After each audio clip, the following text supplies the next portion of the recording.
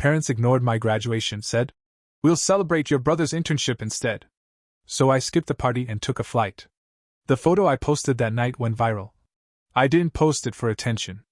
I didn't expect thousands of people to share it.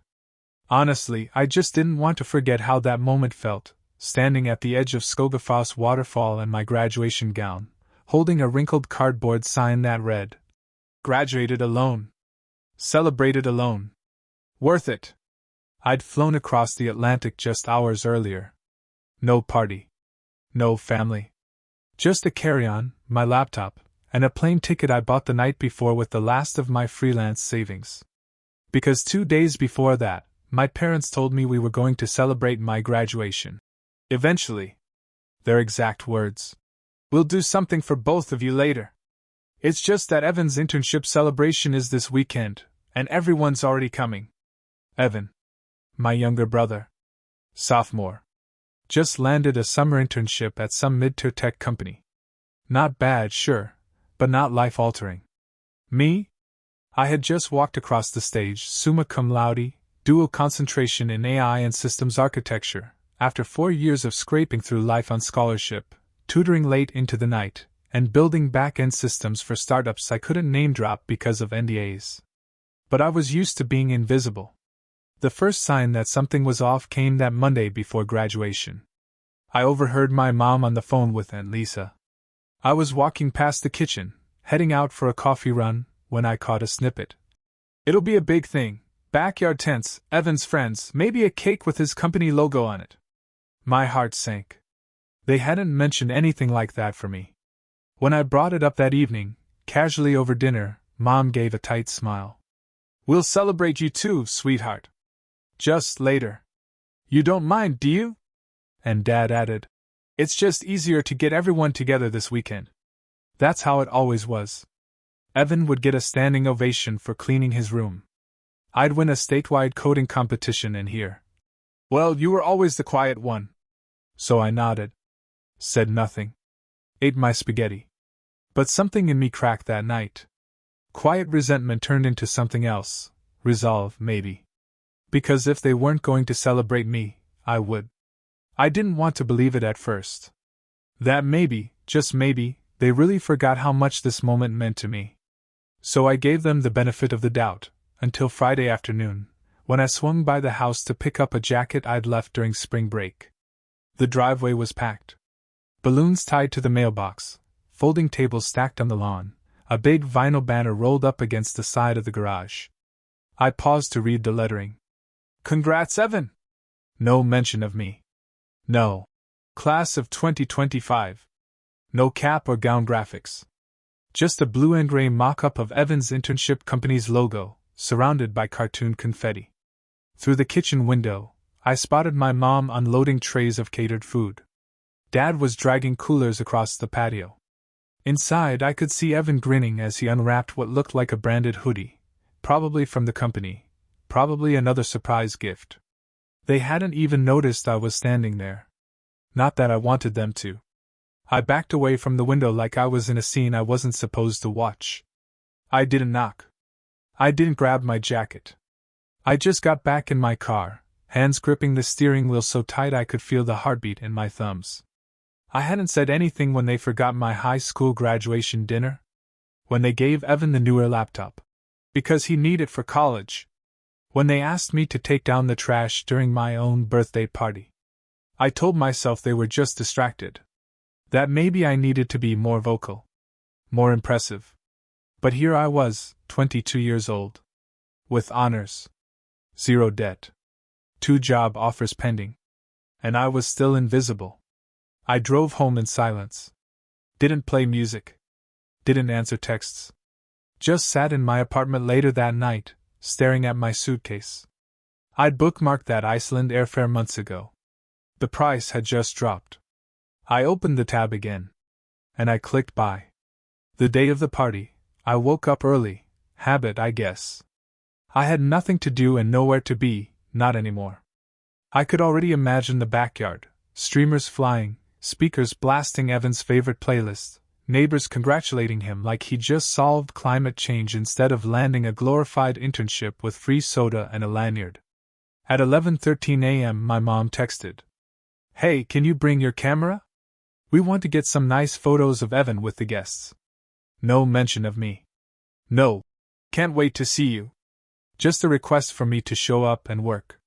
I stared at the screen for a long time. And then I powered the phone off. I slipped my graduation gown into my carry-on, still in its dry cleaner bag. I packed light, my DSLR, a tripod, a change of clothes, and a worn little cardboard square I'd used once for a tutoring session on signs and symbolism. It wasn't planned, but it was coming with me now. The Uber to the airport was silent. My driver, a guy named Carl, was too polite to ask why I had a graduation cap balanced in my lap. He just dropped me off with a nod and a quiet, "Congrats, man."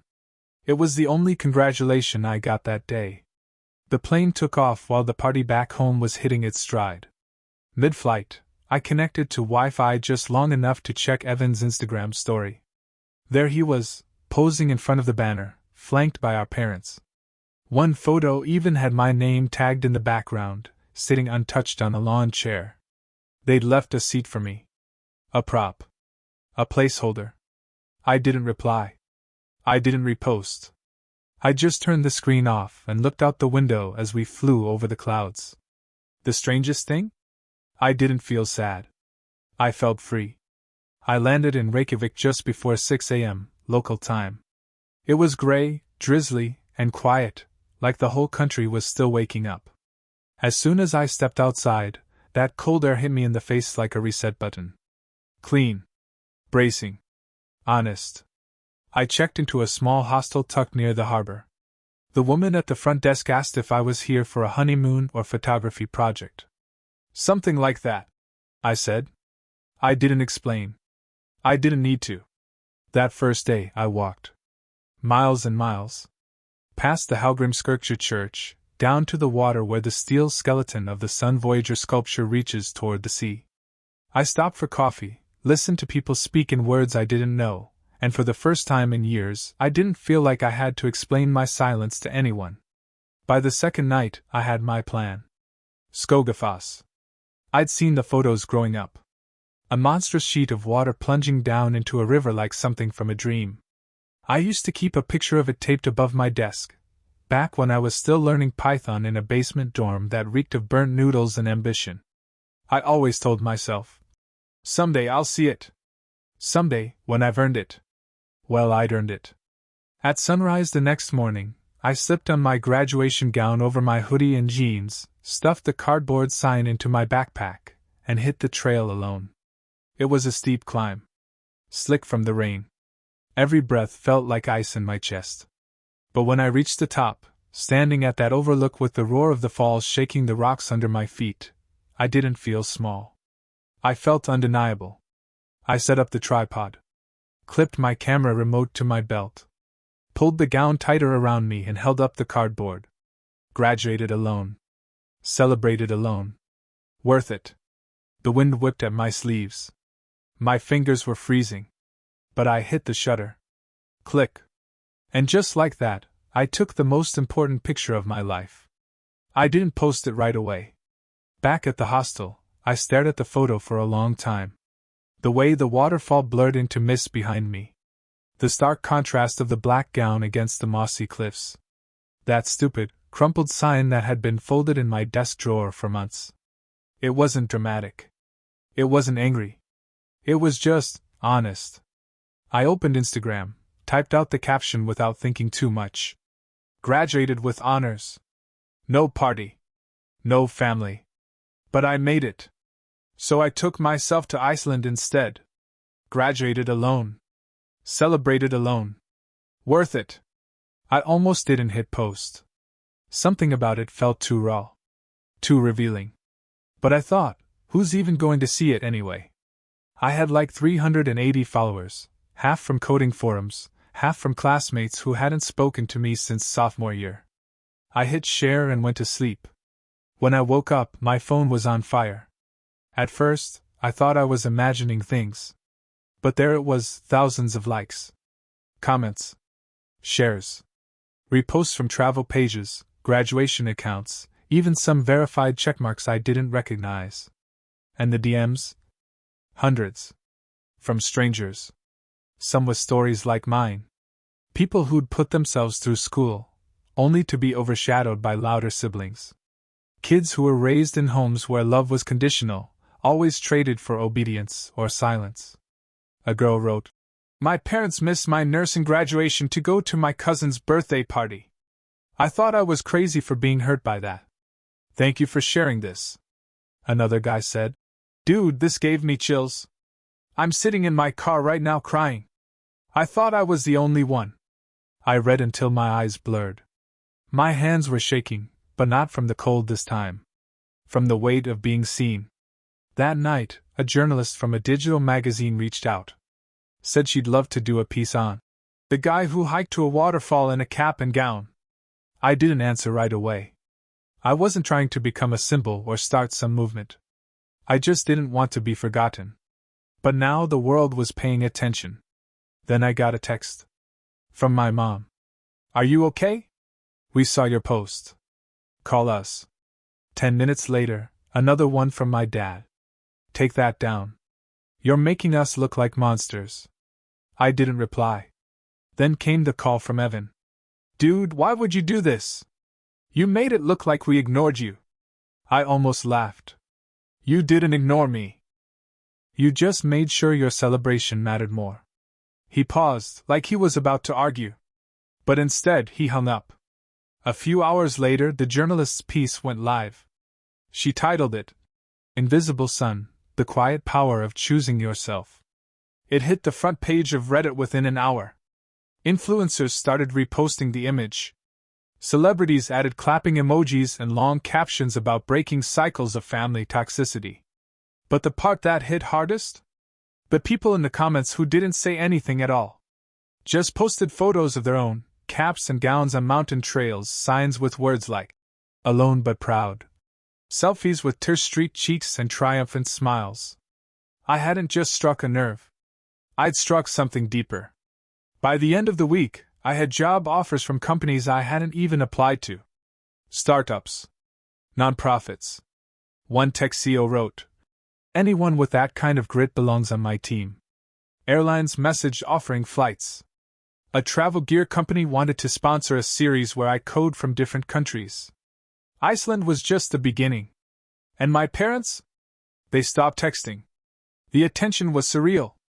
In the days after the post went viral, I started sharing more. Not out of revenge, at least not consciously. More like release. I'd spent years swallowing stories that had nowhere to go, buried under polite silence and the guilt of being the good kid. So I started writing.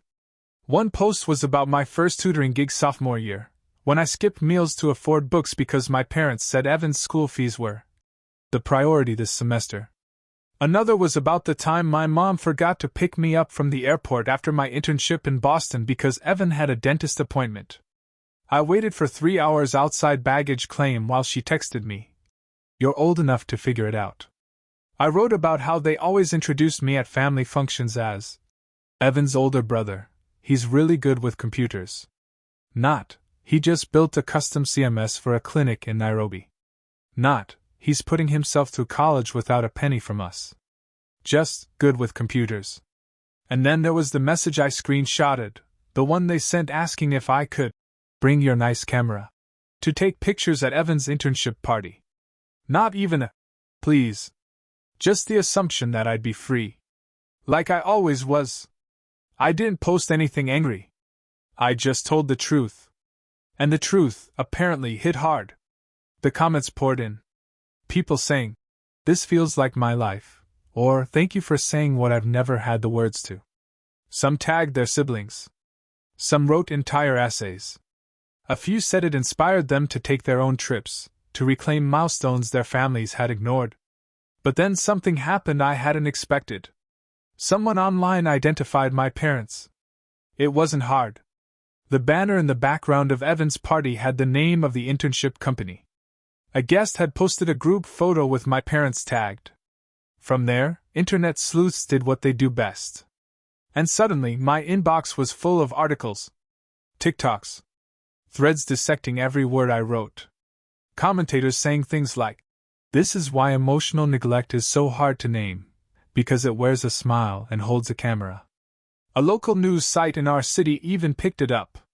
Viral grad from Rivertown calls out family neglect. I didn't ask for that. But I didn't try to stop it either. The next message from my mom wasn't a question. "How could you do this to us? We're being harassed. We can't go to church without whispers. Evan is getting DMs from strangers." I stared at the message for a long time. Then I replied, "You never even asked me how graduation went." She didn't answer. The thing people don't tell you about going viral is how loud the silence gets afterward. Not from the world, but from the people who matter most. Or used to. After that last message, my mom didn't reply again. Neither did my dad. Evan unfollowed me on everything, which was probably the most honest thing he'd done in years. But strangers kept showing up. A woman from Turkey messaged me a photo of her own graduation cap on a city bus. She said, "I rode home alone that night. I thought I was the only one." A guy in Arizona said he read my story during his overnight security shift and cried in a supply closet. Each message was another stitch in something I didn't know I was mending, my sense of worth. I stopped checking for texts from my parents. Instead, I leaned into the momentum. I said yes to a podcast interview. I let that travel brand fly me to Norway for a solo creators series. One startup flew me out for a long weekend, not even for a formal job, just to brainstorm product ideas and meet their team. They said, "We just want to work with people who think differently." I slept in Airbnbs and co-living spaces. Wrote code from train stations. Drank coffee with strangers who felt like family within an hour. I started to build something, a life outside of needing to be seen by the people who had spent 2 decades looking right past me. Then one day, I got an email. It was from someone I'd never met. A woman named Claire. Subject line: "I think we share a story." She was 34, a software engineer in Vancouver. Her message was simple. "My brother got a car for graduating. I got a pat on the head and a bus pass. I saw your photo and cried. I've never talked about it before. Thank you." We started emailing. Then Zooming. Then planning to meet. It wasn't romantic, not yet anyway, but it was real. She saw me, not because she had to, but because she chose to. And that was the difference. Back home, my parents posted a family photo a few weeks later. Evan was front and center, holding some award from his internship. They looked happy. Polished. Like nothing had happened. There was an empty spot at the edge of the frame, where I might have stood. I didn't feel jealous. I felt free. About a month into my travels, someone messaged me asking, "So, are you ever going back home?" The answer came quicker than I expected. No. Not now. Maybe not ever. Home stopped being a place the moment I realized it never held space for me. It was a script I was born into: older brother, do the right thing, smile quietly when overlooked, and I had spent too many years reciting lines that were never mine. So I started deleting things. First, the group chat I was never really part of. Then, the shared cloud album where Mom used to post holiday pictures, mostly of Evan. Finally, their numbers. Not blocked. Just gone. I didn't do it with anger. I did it like pruning something dead. Not out of cruelty, but to make room for something that could still grow. And life? It bloomed fast. The Norwegian startup I visited offered me a contract role, remote, flexible, and paying more than I thought someone like me could earn this early out of college. I said yes. A travel company offered to sponsor a short series. Code and Conquer. Me documenting building micro-apps from unusual locations. The back of a van in Portugal. A rooftop cafe in Morocco. A ferry between islands in Greece. People started recognizing me, not as the guy who posted the photo, but the guy who made something from it. And still, not a word from my family. Which was fine. Because the people who wrote me letters, the ones who sent postcards, who forwarded my story to their kids with captions like, "This is what standing up for yourself looks like." Those people, they felt like family now. I didn't need blood ties. I needed soul ties. And I was building them, 1 mile, one message, one line of code at a time. I was in a small cafe in Lisbon, the kind with chip tables and handwritten menus, when I got the email that stopped me mid-sip. Subject: Keynote Invitation, European Tech Horizons 2026. They wanted me to speak. Not because I was the most decorated. Not because I had decades of experience. But because someone on the planning team had seen the waterfall photo. Because I represented something different. The email read, "Your story isn't just about code. It's about resilience. Voice. Visibility. We think you have something our audience needs to hear." I stared at that line for a long time. Visibility. For years I'd been waiting for someone to look up and say, "We see you." And it took climbing a waterfall halfway across the world with a cardboard sign to make it happen. I said yes. The keynote was scheduled for late summer in Berlin. I wrote it in bits and pieces, on trains, in cafes, under hostile bunk lights when the room was quiet. I wasn't writing for my parents. Or even for the followers who reposted my story. I wrote it for that version of me who once sat quietly at the kitchen table while Evan showed off his C+ report card and got applause. The me who wanted to scream, "Look what I've done!" but never did. The title of the keynote? Out of Frame, Building a Life When You're Left Out of the Picture. The day I took that stage, my palms were shaking. But my voice was steady. I spoke about systems and autonomy, yes, but also about how hard it is to measure the impact of neglect, because it's silent. Because when someone doesn't show up, there's no applause, no scolding, just absence. Just air. After the talk, a line formed. Strangers wanted to shake my hand.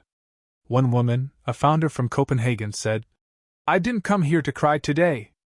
But I did.